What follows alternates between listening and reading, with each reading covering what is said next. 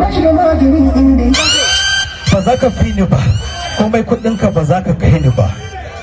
Ni na yi gaba, shi yasa ake kira na da shugaba. Arewa jagaban, kuɗi a gida a ciki a van, ratatatala. Assalamu alaikum, na sa waɗannan bidiyo za su nishaɗantar da ku, amma da Allah ku dan saurare mu da 'yan segonda ne kaɗan za mu muku bayani yadda za ku kallaci bidiyo nan da kyau, saboda mu yi musu ɗaukar foto tsaye ne to ba za su fita da kyau ba, amma zan gaya muku yadda za ku kallace su yadda za su fita da kyau. Bidiyo shi ita ku kalla da kyau sai ku biyo mu a nan da 'yan segonda ne kaɗan za mu gaya muku, ku ci gaba da kallon wannan bidiyo.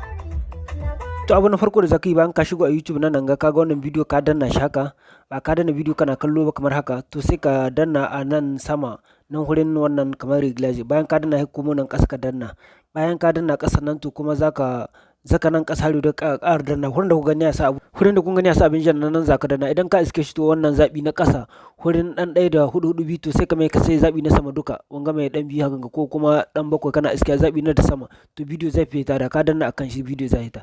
To kuma na biyu kuma shine idan kuna son kallaci bidiyo kamar gaba ɗaya sai ku danna daidai kamar kan wannan huri wanda kun ga na kewaye, to kuna danna zai dan minimizing kaɗan zai kai ku huri, to kaga nan sai ka danna hurin bidiyo daidai inda hurin nan haro da kun ga na nuna, to za ku ga duka bidiyo kamar sun fito gaba ɗaya, sai wanda ka zaba za ku ga duka bidiyo da muka sako, to za ku zaba a hankali ku kallata wanda kun ga yayi daidai insha Allah. Kuma kar ku manta da yi muna like da subscribe. Mun gode sosai, ina nan tare da ku, za ku ci gaba da kallon wannan bidiyo.